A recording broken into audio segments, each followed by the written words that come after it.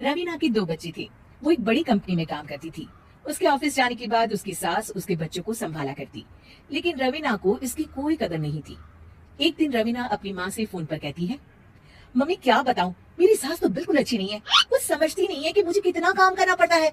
एक तो ऑफिस तक का लंबा सफर और फिर 9 घंटे लगातार काम। बैठे बैठे तो मेरी पीठ अकड़ जाती है। खुद तो सारा दिन घर में मजे करती है, जब मन करा सोए, जब मन किया खाए। तभी उसकी सास वहाँ आ जाती है। अच्छा माँ, मैं बाद में आपको फोन करती हूँ। जी मम्मी जी, कोई काम है क्या आपको? क्या हुआ? रवीना बहू, सारा दिन तो तू ऑफिस के मजे लेती है, लेकिन यहाँ ये बच्चे मुझे आराम भी नहीं करने देते। मेरी तो तबीयत खराब हो रही है। तो आपको लगता है कि मैं दफ्तर में मौज करती हूँ? आपको क्या समझाऊं, छोड़िए। माँ, काम करना भी जरूरी है। मजबूरी नहीं होती तो मैं खुद ही अपने बच्चों को देख लेती। अब आज तो छुट्टी है ना, आज तो कम से कम घर का काम कर ले। बहू काम शुरू करती है। बच्चे के साथ काम करना उसके लिए असंभव हो जाता है। वो जाकर बच्चा सास को देती है और कहती है, मम्मी जी जरा बच्चा तो पकड़ लीजिए, मैं घर का काम कैसे करूं? जैसे मैं करती हूँ रोज बच्चे के साथ। तुझे बताऊं तो तू सोचती है कि कोई बड़ा काम तो है नहीं, बच्चा तो सोता रहता है। अब देख लिया। खैर, बस मैं यही तुझे समझाना चाहती थी। ला, बच्चा मुझे दे और काम कर।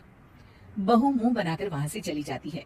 वो मन में सोचती है, बात तो सही है, बच्चे के साथ घर का काम करना असंभव है।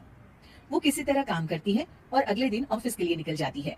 ऑफिस में उसकी सहेली उससे कहती है, यार तू तो बड़ी लकी है, तुझे तेरी सास खाना बना कर देती है, बच्चे भी देखती है और तुझे किसी बात की चिंता भी नहीं होने देती।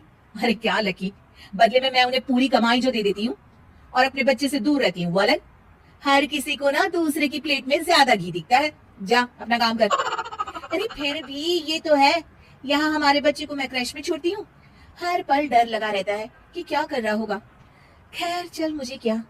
बहू घर आती है तो देखती है कि उसकी सास उसके बच्चे को बड़े ही प्यार से खिला रही होती है। वो माँ को देखकर खुश हो जाता है। बहू मन में सोचती है कि बात तो सही है, सासू माँ सारा दिन काम करती है, मैं ऑफिस से आकर भी काम नहीं करती हूँ। वो सास के पास जाती है और कहती है, माँ जी थक गई आप? और क्या, सारा दिन चक्कर घीनी की तरह पूरे घर में घूमती रहती हूँ और अब उम्र भी नहीं रही। लेकिन चल, तू बता क्या हुआ, कुछ काम है क्या?